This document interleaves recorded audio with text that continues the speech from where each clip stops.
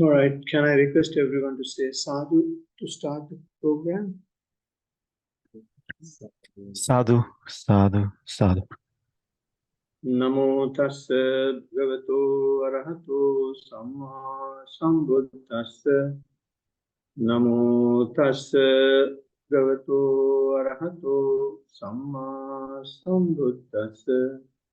Namo tassa bhagavato arahato samma sambuddhassa. Satyaviya omatto dayamanova mattake. Kamaraga pahanaya sato bhikkhu paribhajeti. Satyaviya omatto dayamanova mattake. Sakkaya ditti pahanaya sato bhikkhu paribhajeti. Sadhu, sadhu. Sadhu. Okay, so the particular verse that I have taken as the topic today is a topic that we have been discussing for the last 3-4 sessions. This verse was picked up from a discourse called Sati discourse, which is available in the connected discourses.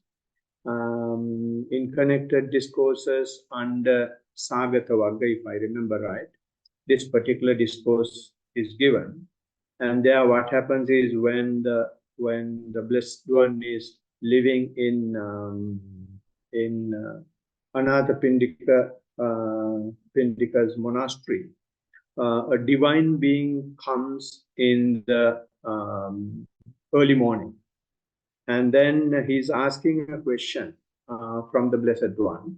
Rather than asking a question, he's making a statement. And in the statement, Satya Viya Omatto Daihamanova Mattake Kamaraga Pahanaya Satobiko Paribhachiti, which means he's saying, as if smitten by a sword, as if his head were on fire, a bhikkhu should wander mindfully to abundant sensual lust.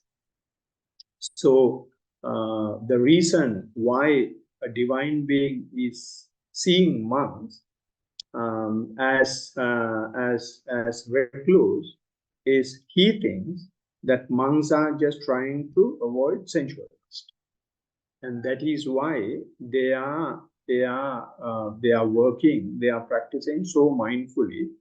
And the similes he is giving, the comparisons he is making, the analogy he is giving for that urgent mindfulness is as if smitten by a sword, right? When a sword has gone through his chest, as if you are going to, remove it without asking any question.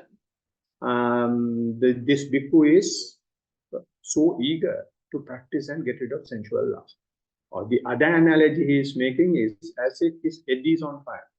When someone's head is on fire, you are not trying to say who set my head on fire, what sort of fire it is and all that. You somewhere other jump into a pond or something, or do something to get rid of that. So that way, the monks are wandering mindfully. Why? To abandon sensual lust. That's a statement he's making to the Blessed One. Then, on that topic, we have been discussing in the last 2 sessions what sensual lust is and the relationship between sensual lust to sensuality, right? How this sensual lust is turning into sensuality. And that is what we have been discussing in the last 2 sessions. So today, which is 5th of March, we are going to go a bit further. So before going on to the next side of the topic, and if I just give you a summary of what we discussed in the last 2 sessions, we have taken another discourse to support the relationship between the sensuality and the sensual lust, or in other words, how the sensual lust is getting converted into sensuality. The Blessed One is giving in a discourse called Tani discourse, He says, Kama raga taniyanam bhikkave dhammana manasikara bahulikaro anupannocha kamachando upajyati uppannacha kamachando biyo bhavi vepulaya sangvattati, which means the very fundamental foundation of sensuality is the sensual lust. That is the deepest layer, that is the bottommost layer. And in that particular sutta, the Blessed One is saying, Kamaraga taniyanam bhikkave dhammana manasikara bahulikara. Kamaraga means the sensual lust. And manasikara bahulikara means you continuously keep on pondering about it. You continuously keep on thinking about it. You continuously keep on thinking about it. Right? So that is the continuous, or that is the manasikara bahulikara. Not only you just think about it, you make it bahulikara. Bahulikara means non-stop. You are thinking about this sensual lust.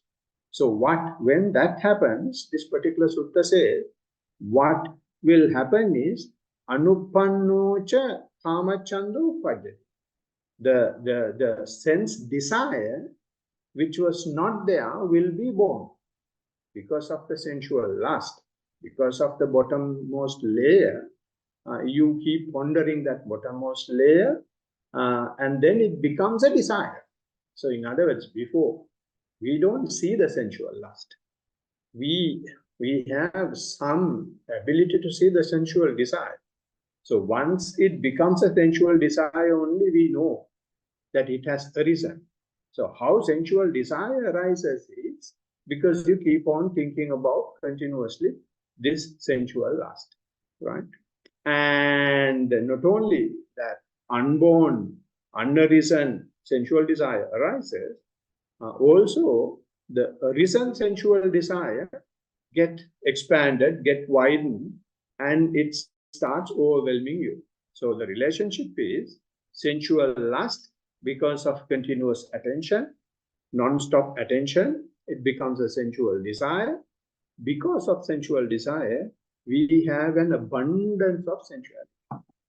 Wherever you go, wherever you lay your sense faculties, you have unthinkable amount of sense objects. So that is what we call development. That is what we call rich. That is what we call knowledge. That is what we call all sorts of things. What we are doing is simply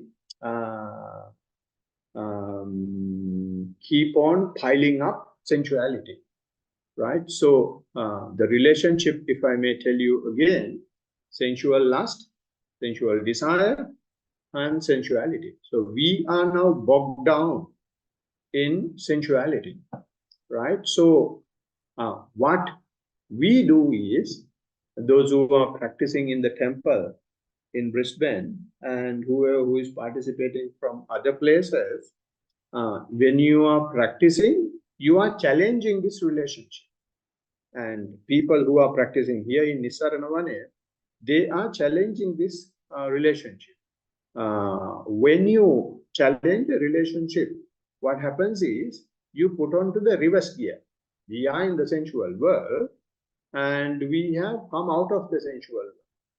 Come out of the sensual world, and you have come to the monastery, right? So if you are doing it at home, you stop all your sensual activities and you start your sitting and walking practice. So, which is putting onto the reverse gear. So once you put onto the reverse gear, what you do is, because of your walking and because of your sitting, although your attention is not going to sometimes the walking or the sitting, you have the opportunity to see the sensual desire. Why your attention is not going to the object is because you have sensual desire. Although you have stopped your sense object, although you are not trying to satisfy your sensual faculties as you were doing in the past, although the sense objects have been kept away, your desire to the sense object is still with you.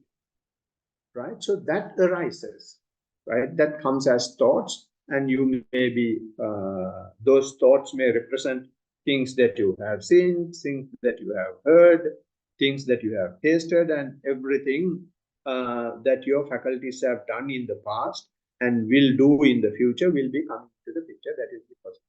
That is because of sensual desire, right? So why you see sensual desire is now because you have come out of the sensual world, right? Unless you come out of the sensual world, you have no option, you have no opportunity, you don't have any chance of seeing the sensual desire. If you are in the sensual world, there is no question of sensual desire, you are bogged down in it, right? So once you come here, when you see the sensual desire, then you will keep complaining in your reports. I won't be able to keep my attention to the object, and these things are happening. Thoughts are coming, and these are the types of thoughts, and all sorts of things you will be saying. So then what will the teacher say is, he will be giving many techniques. And one of the technique may be ask you to label the object, right? Teacher might say, okay, when you walk, you label walking, walking, walking, walking, walking. Or you may label right, right, right, right, left, left, left, left. So there are many other ways of labeling. So you may use those labeling techniques, and you will be able to take the attention to the object, right? When you are sitting, you may be labeling in breath, or out breath, or in, or out. So whatever method that you use, whatever word you use, you will be labeling, and as a result of labeling, you will bring the attention to the object. Why the attention comes to the object is because all the three layers, or all the three doors of our action, which is mind, words, or the verbal, and the physical, all three doors are now on one line. Mind will have to listen to the labeling. So therefore, mind and the verbal will get connected, and those two will get connected to what you are doing. So therefore, all the three doors will be acting on just one thing. So as a result, if you can see at least one step, or if you can see at least one breath, in that thought moment, what happens is you will not have any sense desire. All your sense desires, all your thoughts are gone away, and your attention is 100% to the object. And if you can, that is just one instance. But if it is two, if it is three, if it is four, and when the number of minutes or the number of times is increasing, and you will be more and more away from the sensual desire or sense desire, you will be more and more with the object. So when you are with the object, and the Blessed One is saying, while labeling, when you come to the object in that manner, he is identifying that as a sort of an absorption, sort of a concentration. And that is the first stage of concentration. That concentration is called vivicheva kame, vivicheva akusale dhamme, savitattam savicharam, vivekajam priti sukha. Which means secluded from the sensuality, secluded from unwholesome thoughts, having applied and sustained the reflections, and the happiness of joy born from seclusion dwells in having attained the first level. That's the meaning. So if you take secluded from sensuality and secluded from unwholesome thoughts is what we just discussed, right? And having applied and sustained the reflections means you apply by labeling. While when you apply while labeling, and you sustain the reflection, and okay, I'm walking, and your attention comes to the walk, right? So when you apply with labeling to your sitting, in breath and out breath, and you sustain the reflection on the in breath and out. So when that happens, you are secluded from the sensuality. And not only the sensuality, this says unwholesome thoughts Unwholesome thoughts means there are five, they are basically the hindrances, but of the hindrances, first one is the sense desire or the sensual desire. So you are away from the sensual desire as well, right? Along with the other four hindrances. So that seclusion resulting from this sustained and applied thought gives you a happiness which you have not enjoyed from your sensual world by satisfying your sense faculty. And that happiness will be not only physical, it will be mental as well. So you will have rapture as well as joy, right? Happiness and joy. And that gives you what you have been looking for. What have you been looking for is the real holiday, Vivekajan, right? Vivekajan means, it does not translate it here. In Viveka, in Sinhala means interval. Viveka in Sinhala means rest. Viveka means holiday, right? So when we go on holiday, we do more work than usual, right? But in this holiday that the Blessed One is giving, we completely get away. And then when we get away from other things, we get a joy that we have been looking, right? So when that happens, you have gone from both sensuality and the sense desire, but where is the sensual lust, right? So when that happens, this is a very tricky point. There is a risk in this point, right? So this is the first absorption. And not only in the first absorption, when it goes up to the second, third, fourth, and up to the eighth absorption, there is a huge risk. The risk that you have here is that because you are gaining some joy, some happiness, some relaxation, some bliss that you have never experienced, you will get hooked up in it. You will get caught up in it, right? You will get entangled in it, right? So that is the risk that you have in this, right? So that was the duty of the Blessed One, to keep us safe. So before the Blessed One, that safety was not there. Before the Blessed One, they had gone into first absorption, second absorption, third, fourth, and up to the eighth.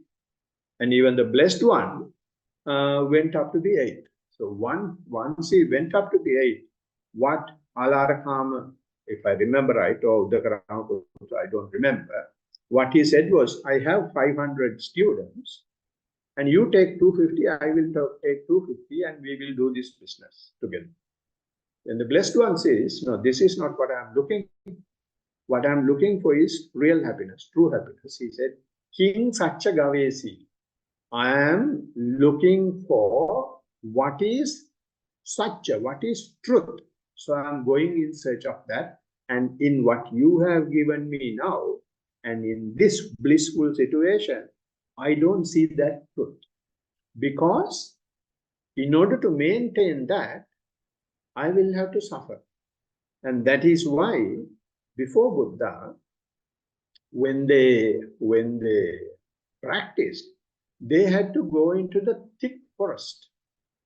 They will have to get away from the normal world as much as possible in order to maintain their state, right? But Blessed One was not looking something like that. He wanted a situation of bliss without moving away, without suffering when it is lost, right? So, but here, when it is lost, you start suffering, and he realized that. So, therefore, what he did was he saw this trick and gave us,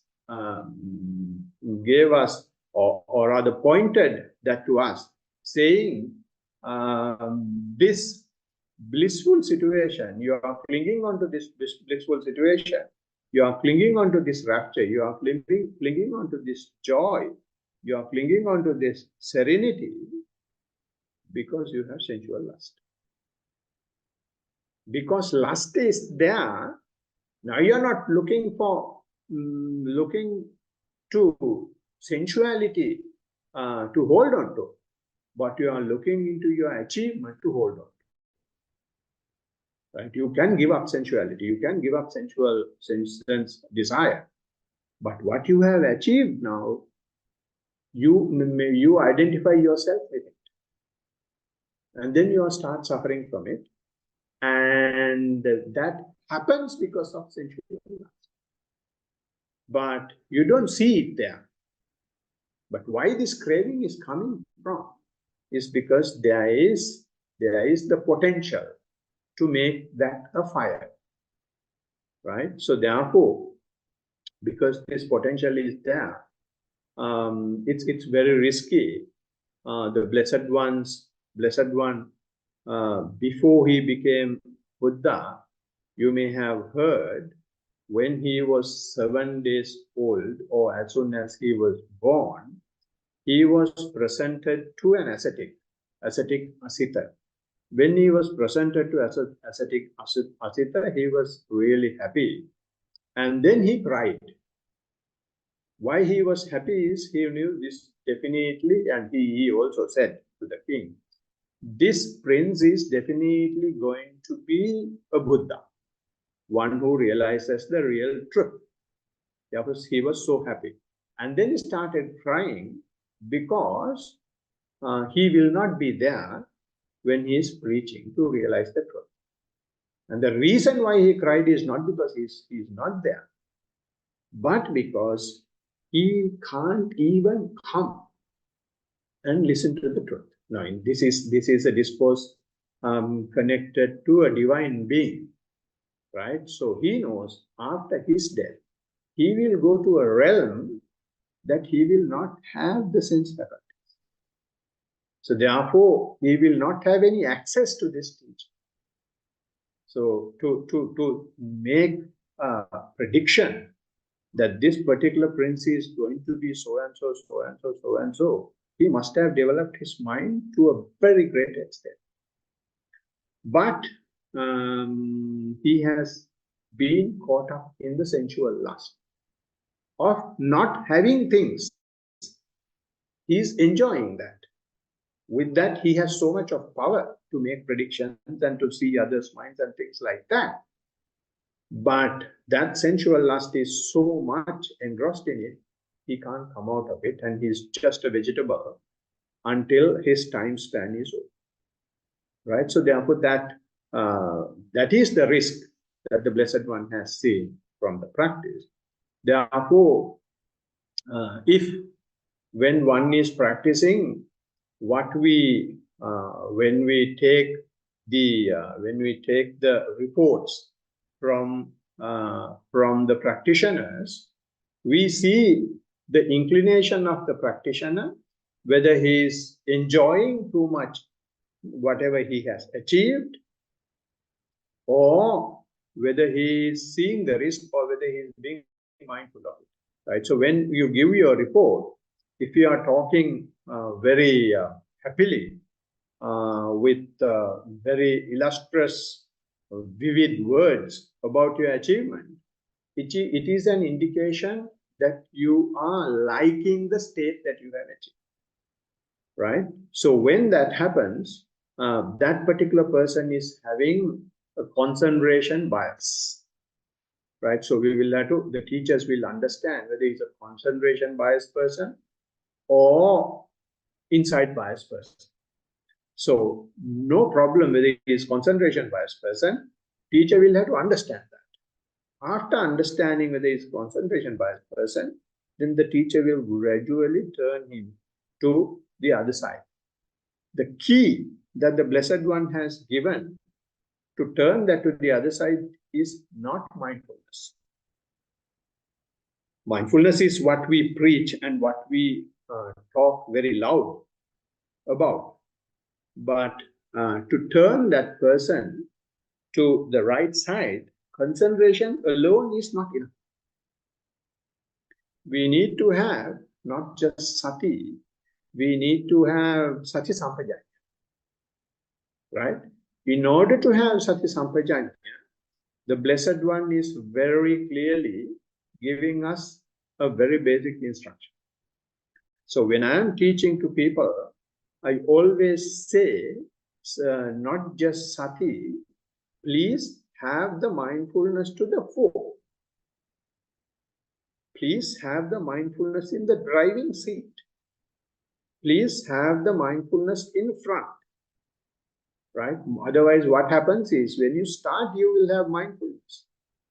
But when time passes and when you feel more and more happy, more and more rapturous, more and more blissful, more and more concentrated, you will be more liking the concentration and your mindfulness will go back to the back seat or it will go to the boot and then it will fall down. And you will forget about mindfulness. You will be like this the whole time. Right? So therefore, Blessed One knows that. Therefore, what he said was, you practice. And he says at the very start, keep the body as the focal point and keep the mindfulness to the fore. The Pali terms he is using is ujung khayang panidaya parimukang satim. Keep the mindfulness to the fore, having the body as the control point, having the body as the focal point. Right? So when you keep the mindfulness to the fore, no matter what happens. Why? Your mindfulness is in front. So wherever you go, you may be with your breath. Mindfulness is choiceless awareness. So you will be simply aware that you are with the breath. Then you will be with thoughts. You will be aware you are with thoughts. And then you will be in a blissful situation. You will be aware that you are in a blissful situation. Because awareness is there is no opportunity for the concentration to overtake mindfulness, overtake you, and entangle you in the concentration, entangle you in the sensual lust. So therefore, Blessed One has given that key at the very beginning of the four foundations of mindfulness. He says, keep not just the mindfulness, but keep the mindfulness to the fore. So when you give the mindfulness to the fore, whether it's joy or whether it's happiness or whether it's rapture, whether it's blissful, whether it's whatever you call it, you just be aware of it. Don't hate it, don't like it. Choiceless aware. Then you will not get caught up in it. And that will lead to what I just mentioned, the Sati Sampajanya. Sati Sampajanya, the English term for Sati Sampajanya is clear comprehension. And that translation does not do any favor to the word Sampajanya. It doesn't do any favor. I don't know. It's not meaningful for me. Right? And I found another word which we call full awareness that is doing some justice to the word Sati Sampajanya. Right? So when Lokuamdro is teaching Sampajanya, he is breaking this word Sampajanya into three letters, three words. And the three words he's using is Sang means self. Sampa means complete. Janya means jnana, knowledge. Right? So therefore, if you take these three words, it is self-acquired full knowledge. Right? So self-acquired full knowledge is what is called Sampajanya. So therefore, that is why I am favoring the full awareness over clear comprehension. Right? So if you talk bit further about these three words, when you say self, it is imperative in the practice. Right? So in our practice, we are doing an experiment. And that experiment is not done in a lab. It is not done in a tunnel dug in the dug in the earth, right? And that is done by using our own body, right? So therefore, it is an experiment with the self. So whatever you achieve, whatever you experience, is not in a tube. It's not in a lab. You are the observer. You are the observed as well, right? So that is self. And then complete is very important. In all other experiments, and basically when we were in primary school, if I remember, when they ask us to do an experiment, they make 3 columns. The 3 columns are experiment, parikshan, and observation, and then the conclusion. Those are the 3 columns that you will have to do. And you write what the experiment is, and then you put all your observations, and then you come into a conclusion. Right? That's our normal research we do. But in this research, in this experiment, that last column is not there at all. It is completely torn, burned, ash thrown into a village, thrown into a river. We have only just the 2 columns, experiment and observation. We never make a choice. We never make a judgment. We never take a decision. So that is why mindfulness is choiceless awareness. We don't care what happens, what comes our way. We simply be aware. That is why Lokohamdro says, he has picked up from a book, English book, mindfulness means suspended decision. We don't decide anything. Our decision is always kept suspended, and we simply keep observing only. So that is because it is not only self. We need to have the full. If you decide, then we don't know whether we have anything like that. Since we have decided in the past, there was something given to Newton, and then there's Isaac Newton, and who are the other guys coming in the line? And every theory that is put forward by one scientist will be defied by another scientist. Right? So it keeps changing because all these guys are, they have first taken the decision and the data is collected to prove that. But in the case of Buddha's experiment, he is not having any decision, any objective as. He's not trying to achieve anything, just keep simply observing. Right? So keep observing, observing, observing, observing. Then you have the opportunity to see the full extent. Right? So therefore, when you do that only, you get the full knowledge. Otherwise, you will have a half-boiled egg, half-boiled potato. And everyone teaching, including me, are half-boiled eggs. We have not seen the full, but still we are teaching. But anyway, that is not the point. In the world is, at least we are on the right path. But the rest of the world, they call something knowledge, which they themselves have not seen. They have seen it in a tube or a lab. And they have not seen it full. And their objective has given by the pharmaceutical companies or whoever who wants to kill the other person has given the objective, and these people have collected data to prove that. So it is neither self nor full. So therefore, there cannot have any knowledge in it. Right? So the world is run by people who have absolutely no clue of knowledge, what the real knowledge is. So therefore, the Blessed One says, to have the knowledge, you should have this. The best example that Lokohamdro gives is in civil service in Sri Lanka, you have got to do so many exams, and after graduation, and then you will have to go for an interview.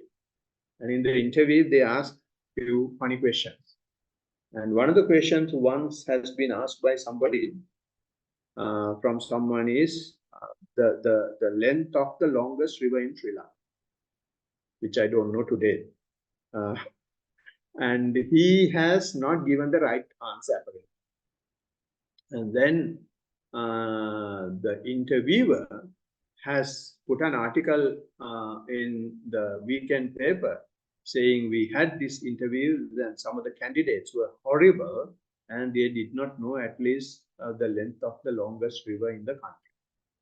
In the next edition, the interviewee is giving his reply.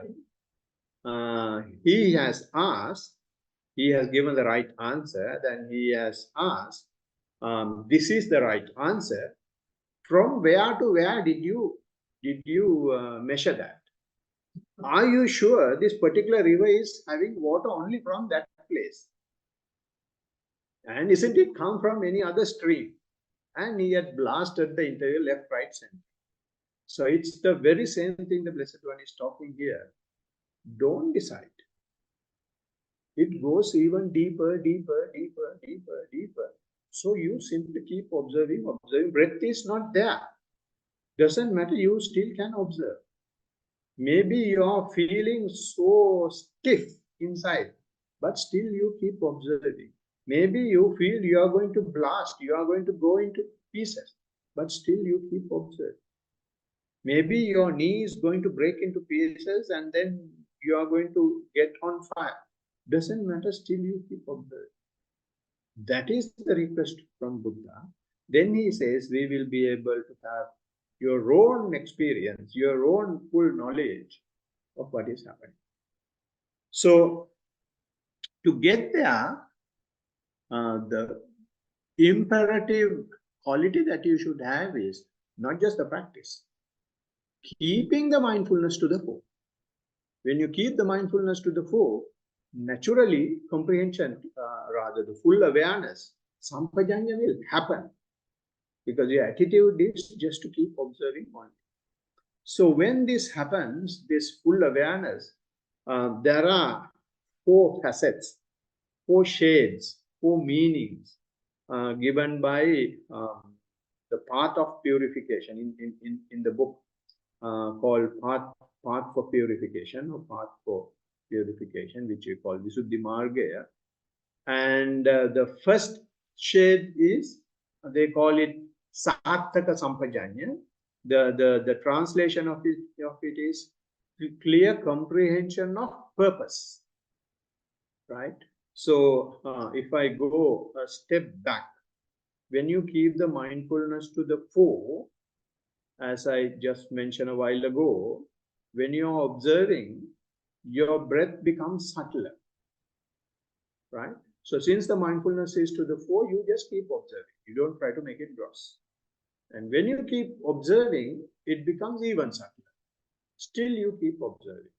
And it comes to a point that you don't have any perception or any feeling, any sense of that the breath is there, but still you keep observing. And then when you keep observing in that manner, you hear some noise. You observe that. You get thoughts. You observe that. And then you start feeling terrible, unpleasant feeling in the body, right? You keep observing, right? Because the Blessed One says, keep the mindfulness to the fore. And the clear comprehension is, don't make any decision. You, without any judgment, you will have to see the full range, full extent, and only your observation will help you, right? And then that pain may aggravate and you may feel so terrible, but still you keep observing, right? And then you feel that you will have to change the posture, right? So when now when this happens, when you see this sequence, now your object has completely changed. You started with the breath. Now you are in a complete messed up mind because pain is so much. Your attention is not 100% with the pain. If it is with 100% If it is 100% with the pain, then you are observing. But because of the pain, your mind is also horrible and you don't know what to do. You keep thinking, what time will this go? What time will the bell ring? What time he will open up his mouth? And should I change or can I still? All sorts of things. So billions of thoughts are coming about this situation. So therefore, you started with the breath, and it ended up with this terrible pain, and then you are in a muddled mind. So your object has changed, right? So this change in object, if you observe, that is clear comprehension. If you can say this is what happens to my breath, and then this is what happened to my pain, and because of the pain, this is the mental situation, and that very clearly tells one thing, that you are still observing. But our sensual lust does not appreciate this because it is so terrible. Sensual lust is asking you to change the posture. Sensual lust is expecting, when will this end? Sensual lust is asking you to go and apply some balm or go and see a doctor, some sort of a thing. But although the object has changed, although the sensual lust is under check, you are still observing. You still can say, these things are happening. Why? Because you observe. We never appreciate that. We never appreciate the fact that these observations are being made because of the sensual lust. So for that, Blessed One said, not only that you observe, you should appreciate that observation as well. You have got to be happy that I see these difficulties. This is the first thing that Blessed One realized after enlightenment. The first thing he proclaimed was, suffering is a truth. That's what he said. So that is what you see. We never appreciate, we never accept that we are seeing the first noble truth. Instead, the sensual lust is coming into play. Doesn't matter. When you put forward those things, then the teachers will be able to see how the mind works. And then gradually, slowly teach you to appreciate mindfulness. When you start appreciating mindfulness, what happens is your attitude starts changing. When your attitude starts changing, you will be happy about the fact that you are aware. Then the pain is there, but you have a reason to be happy as well because you don't react. Right? So that way, your clear comprehension is continuing. When the clear comprehension is continuing, now it is clear. The lap was started by one runner. What's his name? The fastest man? Usain Bolt. But the lap is completed by Noah, Lion, somebody. Yes, that guy. Right? So it will be started by, it's like a relay race. One person will start and the button will be changed to the other, change to the next one, change to the next one. And once you cross the line, it is not the person who started it. So that is what happens here. So that is because you just keep things to happen and you simply observe. Right? So then when you, the path of purification is mentioning there are 4 things. One is Sattaka Sampajanya, which means when you are changing your posture, when the object is changing, you take a bit of time to decide whether the purpose is okay. So say, for example, you are walking. While walking, you feel going and having some water. you feel thirsty, and you just thought of going and having some water. And if you straight away go, you change the object. But the purpose you are going is to drink water, so you completely lose what you have, your specific concentration, right? So you are going to something, a diluted situation. So therefore, when you continue your concentration, if you can see whether you are going for a purpose, and that purpose is okay, or the thinking about the purpose is called Sarthaka Sampajanya. As soon as you want to go, you don't go. You see the purpose, okay, it is a diluted situation, therefore I don't go, I will stay. Right? And that is the second stage. You see, you call it Sappaya Sampajanya. You see its suitability, whether going to have some water is good or continuing walking is fine. After the bell goes, I will go and have some water. After the bell, if I will have to directly go and sit, then 2 minutes before the bell goes, I will go and have some water, so that I won't be unnecessarily disturbed. I go there and have some water, and then another 5 minutes, I go to the toilet and come back, and then another 5 minutes, I go and drink some tea and come back. This is what is happening in walking. A lot of people are not walking properly. They just do all sorts of balancing activities while walking. So there, if you can see the purpose and the suitability, then you can give clarity to the clear comprehension or the full awareness, sampajanya, right? But these two things are very important to the concentrated type practitioners. They will be worried about the purpose, they will be worried about suitability and all that, because they want to have the attention to the walking, or they want to have the attention to the breath, right? But for the insight type person, he doesn't give a damn. Insight type person, he will see something called Gochara Sampajanya. Gochara Sampajanya means full awareness of the resort. Wherever he goes, it's a resort for him.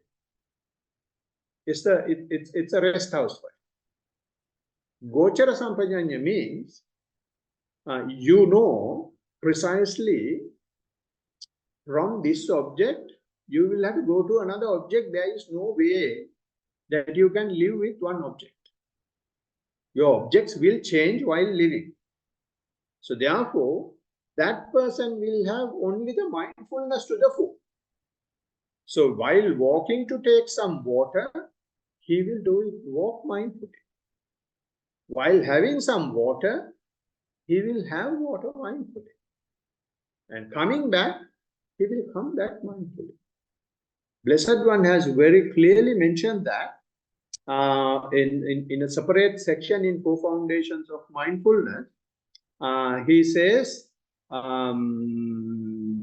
whether you are walking, whether you are stretching your arms and limbs, whether you are urinating or defecating, whatever you do it mindfully. So therefore, if you do it mindfully, he says that it is my realm. Who says? The Blessed One says, if you are doing anything mindfully, it should be something related to your body, or it may be something related to your pain or other feelings, or it may be something relating to your mentality, or it may be something relating to things that naturally happen. So these are the only 4 things that you can move while living. So if you know where you are, that is not your realm, that is my realm, he says.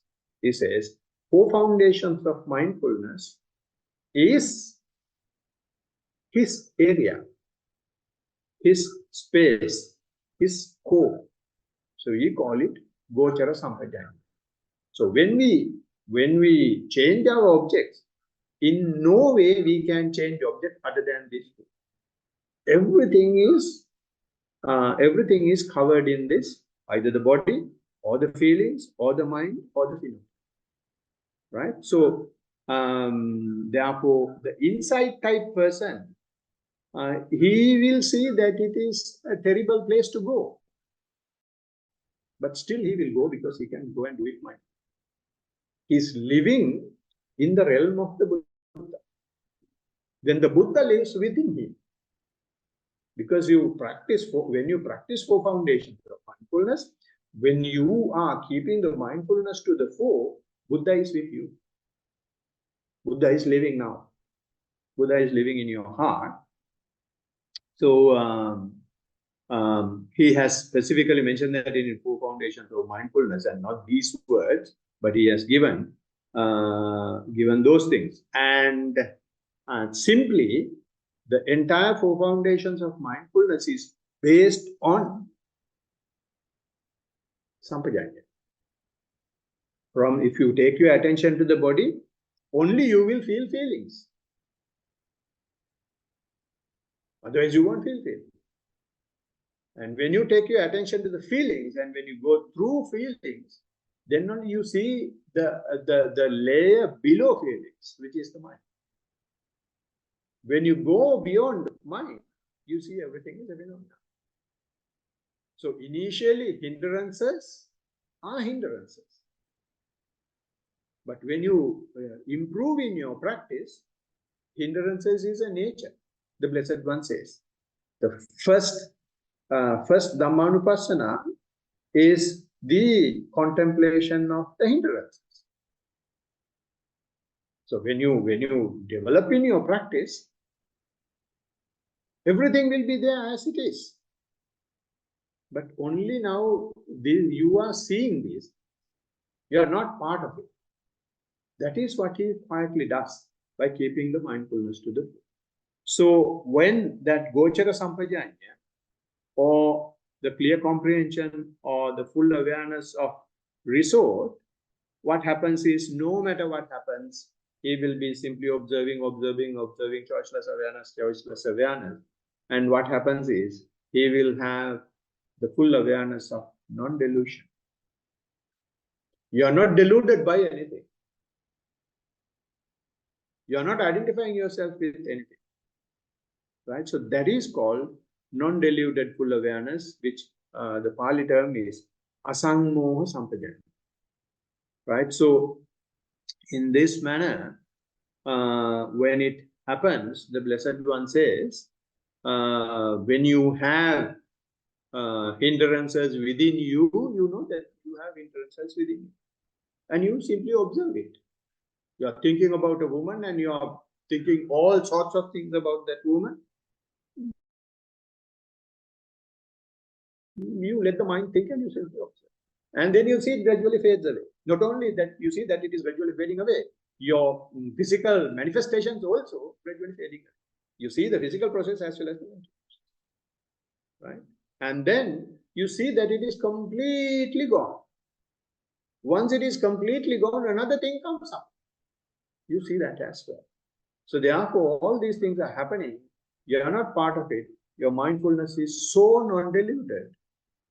And you see, this is the nature. This is the world we live. So when that happens, you will be just living like this, as a zombie. Because what you do is only observation. You don't become part of it. As soon as you become part of it, then there is no observation. A self-identification is coming into it. So in this manner, the Blessed One is teaching us to go beyond the sensual lust. Now, what we are doing here is we are going beyond sensual lust. When the breath is disappearing, we don't cry. When the pain is unbearable, we don't cry. And when the joy is so much, we don't try to hang on to it. We don't try to cling on to it. We don't try to grab onto it. We don't try to take it and put it in a safe. We simply observe. So no matter what happens, we simply keep on observing. Then what happens is, we neither like nor dislike. When liking and disliking goes away, what naturally loses is the sensual lust. Sensual lust is fed by the liking and dislike. And the sensual lust feeds liking and disliking as well. So the simple observation depreciates all these things. So you can do these type of things only when the teaching of the Buddha is there. And if the teaching of the Buddha is not there, although we have human life, we will not make full use of it. And Buddha is there now because there are people practicing. And because we practice 4 foundations of mindfulness, we give life to Buddha.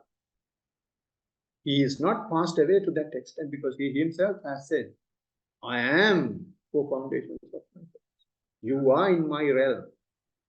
There is a discourse called Sakunagi discourse. In that discourse, he said. So therefore, we are lucky to be born as human beings and have this wonderful dispensation. So don't waste it. Make the best use of it. When you make the best use of it, then you will realize birth of a Buddha is for the well-being of the entire universe. May it be so for all of you. With that blessing, I will conclude the talk today and we'll open up for any questions if anybody is having. Thirwan Saranai. Sukhi Hotu. Sadhu, sadhu, sadhu. Any questions from anywhere? There are a few people joining here as well. Fortunately, Loku Hamduru is not here, Chandraratna Hamduru is not here, so they are not punishing me. So therefore, no problem. No, but he's not here. Hope Chandraratna Hamduru and Loku Hamduru will not listen to this as well. They will catch you. You will have to be responsible. Just wash my hands off. Chatu is here, Steve. Hello, Chatu. Hi, Steve. You're not supposed to be talking, are you? I can talk.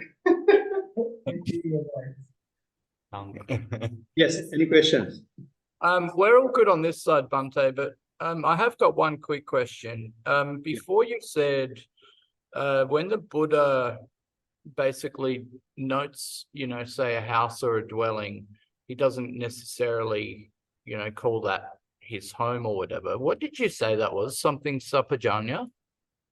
What was the bit before that? I'm a bit confused with what you're saying. When you were talking before, you were saying about the Buddha, not having one place that he calls his home.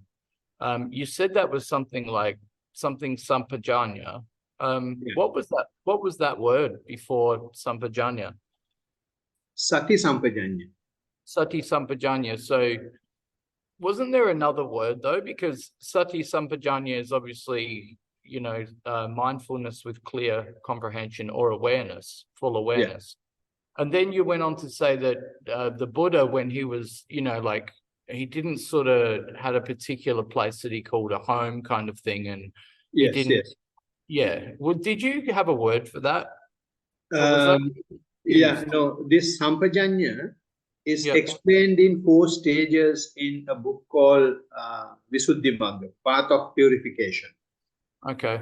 And the 4 stages are Sattaka Sampajanya, that is full awareness of purpose, full awareness of suitability, full awareness of resort, full awareness of non-delusion. So those are the 4 stages.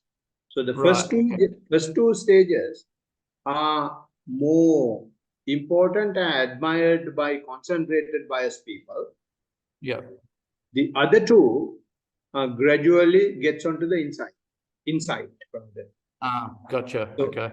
Is that what you are talking about, or is it? Yeah, that's what I was getting at. Because you just broke it down a lot better. Because I know Sati Sampajanya, but I've never had it broken down into the 4 sort of things you just did then. That's all. I was just trying to clarify if I was listening correctly. That's all. Yeah, and it is not necessary to keep these things in mind. Even if you forget these things and even if you don't know, there is absolutely no hurdle Yeah, okay. Only thing you should know is and do is to keep the mindfulness to the fore. Mm. The Okay. rest will happen. Buddha has made this machine in such a way that it will happen automatically. Yeah. But if It's we just- try to poke our fingers, then not only we break our fingers, we will put other people also in trouble. Yeah, Because the vehicle get derailed. yeah.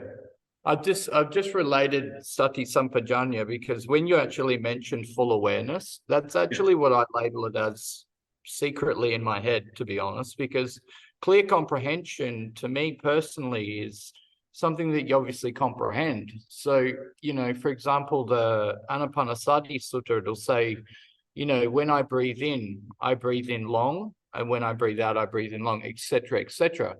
Yeah. If you were to have clear comprehension with that thought, you're just comprehending, that breath. But if you have full awareness, then you can get more subtle layers out of it. Does that make sense? That's I agree with what you very mean. much so. And what the word the Blessed One uses in the four foundations of mindfulness is you be pajanati. Pajanati means you simply be aware. Yeah. You don't do anything. Just full awareness. Yeah. So Yeah. it certain translations are giving us the sense of active involvement, Yeah. whereas it has to be passive. Yeah. So breath becomes long and let it be long and you observe. Yeah. Breath becomes short, who cares? I observe. Yeah. And completely disappears, don't give a damn, I observe. Yeah, whereas full awareness, you're getting more like once you obviously get the comprehension of I breathe in and out and etc. If you have full awareness opposed to comprehension, you're actually getting more subtle. Once you get to those deeper stages, you can, when you breathe in long, you also feel your hair follicles and your nose or the coldness and the warmness. So you're getting more subtle things if you use that word full awareness opposed to clear comprehension. So when you, I totally agree with you on that area. No, if I talk a bit more about what you said, that is the full awareness of the long breath. Yeah. And the full awareness I'm talking about is breath itself is changing. Yeah, constantly changing. Yeah, constantly changing. So when you see the long breath and you see all the drama involved in the long breath. Yeah. And then after a while, there's no breath. Yeah. And when there is no breath, there is another drama. Yeah. And you see that as well. That is also full awareness of that particular event. But if you take the entire episode, that itself is also full awareness. Good. Sadhu. Thank you, Bhante. I appreciate that. Thing, Tanuka, any question? Any question? Yes, Swami Mahansa. Yeah, I'd just like to share my experience from the last couple of weeks. Yeah. I think last time I asked Swami Mahansa a question regarding feeling superior and like trying to force it on my friends kind of thing, like in my mind. Yeah. And Swami Mahansa asked like if I was forcing it or if it was like coming up naturally, and I was like, oh yeah, it's happening naturally. But later on, I was starting to realize I was like subtly forcing these things in my mind. And I think like a couple of nights later, I had like this huge panic attack. Like I didn't sleep the whole night, and I was just like panicking about the whole thing. Like, am I just gonna be stuck in this forever, kind of thing? And couldn't sleep, so like I decided to just like sit with it. And then didn't feel like it was getting any better. And then I think a couple of days later, like the same thing happened again. Panicking, and it got really bad. But I finally told myself, "Oh, I'm just panicking right now," and just told myself to be mindful of that rather than stressing about anything else. And then I don't know. All of a sudden, my mindfulness kind of like got a lot better. So when I was panicking, I was just telling myself that I was panicking about this. And then I think like next day or something, when I was doing the walking meditation, I was starting to realize, like, I think I was like, I've been doing the practice consistently for like over a year now. And I think for the first time ever, like, I think I was finally inside my body. Like, I was starting to feel like a sense of self, like I'm here right now kind of thing. And so that's, yeah, I think what I realized was this whole time I'd been like outside my body rather than inside. So like, I think I was like really happy about that. So ever since that day, like, I was able to be more mindful of my thoughts and stuff, because like this sense of self I was like feeling around my chest area. So yeah, I just like kept doing that. The panicking, it happened like here and there, like after that. But I was a lot more mindful. Like my body wasn't collapsing. I wasn't like freaking out, pulling my hair and stuff. And yeah, apart from that, the practice has been good. And then I just started feeling a lot lethargic and like lazy during the practice. You know, and during the seated meditation, sometimes I wouldn't even be able to sit up straight. I would have to like lie down because I would be like that lethargic. And yeah, apart from that, like, I think the panic happens when I'm like outside my body. And so I just let it happen. It like, yeah, so I just let it happen and try to like come back inside my body. It happened earlier today as well. But yeah, that's about it. No, I mean, all what you mentioned are about the progress in the practice. All what you mentioned. But specifically, I want to mention two things.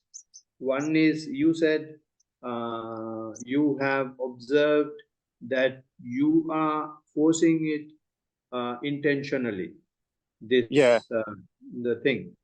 And seeing that is a very, very sharp mindfulness. If we see that we are intentionally doing something, that's a very good observation to take the self away. So long as you are intentionally doing it and you are part of it, you won't be able to see it. Now you have gone away and observing at yourself, then you see, not that it is naturally happening. It is intentionally doing it. I am intentionally doing it. But initially, it looks like natural. Everything is like that. Everything we say that it is naturally happening. When you get closer and when you get deeper and when you get more and more disconnected yourself and look at yourself as a third person, you see your involvement in it. And that's a wonderful, wonderful observation. That's number one. Number two, you have observed, now you are observing the mental process. This mental process has been like this ever since you were born, ever since you existed in the samsara. But you never tapped this layer. So therefore, we never knew that it was there. Then everything the people find now are not things that they found now. They are tapping that layer only now. They have been there for long time. A simple example, if someone find oil in Sri Lanka, it has been there for some time, but we haven't gone there. So like that, this mental panic mentality is what we had, but we were not aware of it because we were so much involved in the sensuality. We were so much involved with the pain that we have. But when we go through them, then we see the boiling pot underneath. And when you achieve such a state, you are 100% relaxed. So you don't want sleep. You don't want sleep. But in the night, when you start seeing this boiling pot, you think something is wrong mentally, because in the night, only thing what we are addicted to do is to sleep. So when you don't get your sleep, you think something is wrong, and the doctors are making hell of a lot of money. But actually, for practitioner, what happens is he has gone to a deeper layer, and on one hand, he's already relaxed, and on the other hand, he sees this boiling pot, and there is now a contradiction, there is now a conflict, there is now a war between our addiction and our achievement. Our addiction is the sleep, our achievement is the seeing the bottom layer. So, and you have been I'm happy to hear that you have been mindful of that situation. You have been mindful of you becoming panic about it. That's the key point. You have not been mindful of the thoughts going on. You have not been mindful of the lack of sleep. But both these have resulted in a panic situation, and you have accepted yourself as a person who is facing panic. And when you accept that, that does not stand a chance, and that gradually fades away. And then you start seeing those things being accepted in your physical process, and your attention is with the body. And you said your attention is coming to the chest. And when the attention comes to the chest, let it come, and you get very slowly, very gently get closer and closer and observe, or let any damn thing happen, you simply keep observing. Okay, so it's you are in the right track. So just keep practicing the way you are practicing. And one advice I would give is, even if it is difficult, it is better if you sit. Let the body fall, doesn't matter. Like when the panic kind of happens? Like, yeah. Oh, okay, when the panic situation happens, does it manifest physically? No. Yeah. So it's only mentally. It's only mentally, yeah. Yeah. So when it is there, you accept mentally. You may be feeling somewhere, somehow in the head. Take your attention there and observe that, and accept the situation. Yeah. And in a relaxed manner, and be happy of feeling, of accepting that. Yeah. Make sense? Yeah. Thank you so much. Teruvan Sarana. Teruvan Sarana. Yeah, thank you so much, Shante, for your talk. No problem. Really enjoyed it. Question about the Buddha's teachings around the lay life versus the monastic life. I know that he taught bhikkhus and lay people.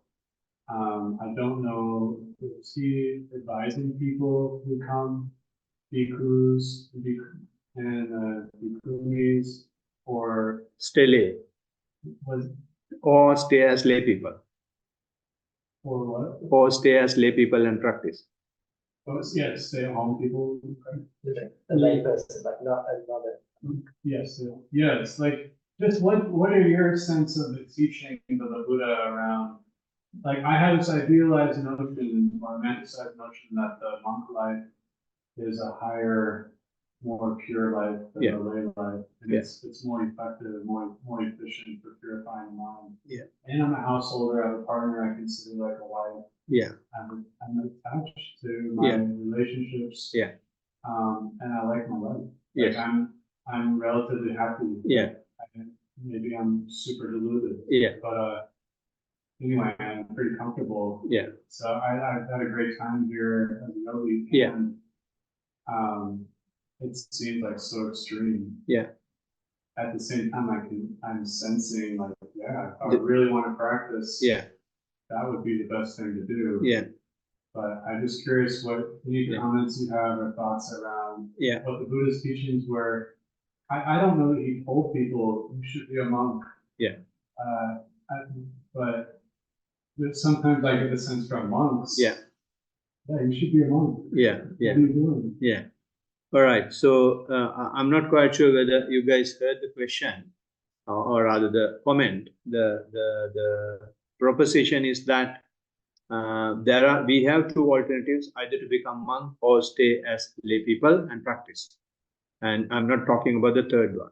The lay people not practicing is not coming into the scenario.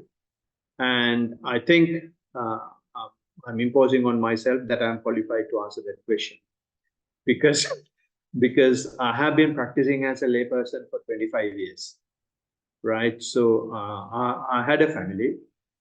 I still, my wife is there and my kids are there. And when yesterday I was telling him, when I was doing a professional job as well. So when I was having my normal life, my lay life, my family life, I was continuously practicing 2 hours on weekdays, and at least 4 to 6 hours on weekends. Right? So therefore, having a family, having a normal life is in no way a hindrance to the practice and to the progress in the practice as well. And the person who just spoke a little while ago, Anuka, he is a young boy and he's practicing as a layperson, and his practice is going well. And Steve is many of them, and Chatu and all these guys are having their professional work, and they are dedicated to their practice, and they have their normal life as well. And having a partner, having a job, having your investment properties and getting involved in things is in no way a hindrance, so long as you're money. Right? Having said that, and you yourself mentioned that this is a different layer. This, being a monk is providing all conducive conditions to go there. But what happens is, when you come here, because everything is available on a golden plate, you just take your time. That naturally happens. The other day, a girl came here, not a girl, another person, woman came here, and she was saying, when I was at home, I was at least practicing 3-4 hours. But after coming here, I'm so lazy because all the time is available. And so what I say is, you see an urgency in the lay life because your time is so packed with other things. So you somehow or other find 2 to 4 hours to the practice, because the others, the rest of the time is completely onto the sensual world, and we feel so much of negativity from it. And also we know the other alternative. So we want to somehow or other recharge the battery with that. Right? So therefore, it's very conducive being a lay person to continue the practice.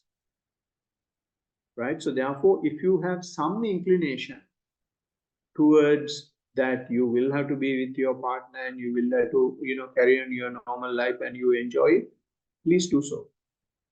Don't think that I must come here somehow or other and I must practice only as monastic. Then you will unnecessarily challenge your mental process. So you will lose that as well as this. So I was preparing to become a monk for about 8 years. I have been discussing with my wife and the kids. And why I was discussing with them was I was not 100% prepared to believe them. When I was prepared, I just told them, not discussed. So until that comes, we can practice, and we should practice as a layperson. But it will come to a point, you will realize it yourself.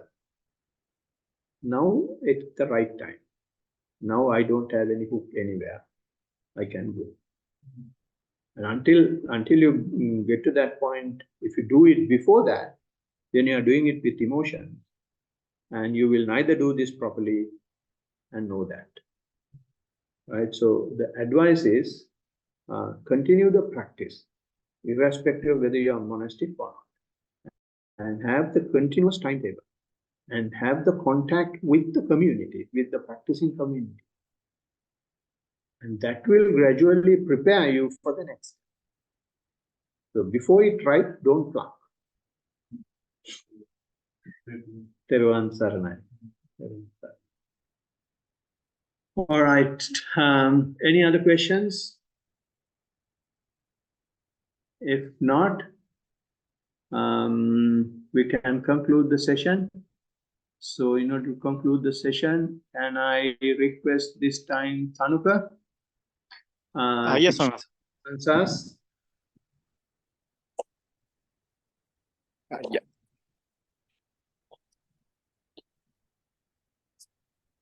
May all devas share this merit, which we have thus accumulated for acquisition of all kinds of happiness and prosperity. May all other beings share this merit, which we have thus accumulated for the acquisition of all kinds of happiness and prosperity. May all beings share this merit, which we have thus accumulated for the acquisition of all kinds of happiness and prosperity. May all beings inhabiting space and earth, devas and nagas of mighty power, having shared this merit, long protect the dispensation. May all beings inhabiting space and earth, devas and nagas of mighty power, having shared this merit, long protect the teaching. May all beings inhabiting space and earth, devas and nagas of mighty power, having shared this merit, long protect me and others. If by deed, speech, or thought, heedlessly I have done any wrong, forgive, O Master, O Victor, greatly wise. If by deed, speech, or thought, heedlessly I have done any wrong, forgive, O Dhamma, to be seen here and now, timeless. If by deed, speech, or thought, heedlessly I have done any wrong, forgive, O Sangha, practice well, the incomparable. Let this merit accrue to our departed relatives, and may they be happy. Let this merit accrue to our departed relatives, and may they be happy. Let this merit accrue to our departed relatives, and may they be happy. By the grace of this merit that I have acquired, may I never follow the foolish, but only the wise up to the time I attain Nibbana. By the grace of this merit that I have acquired, may I never follow the foolish, but only the wise up to the time I attain Nibbana. By the grace of this merit that I have acquired, may I never follow the foolish, but only the wise up to the time I attain Nibbana. Sadhu, sadhu, sadhu. Sadhu, sadhu, sadhu. Finally, I would like to remind that we will be having the retreat in May. So if any of you are still not registered, if you want to register, please register and tell your friends as well if there is anyone interested to join us. Teruvan Saranai.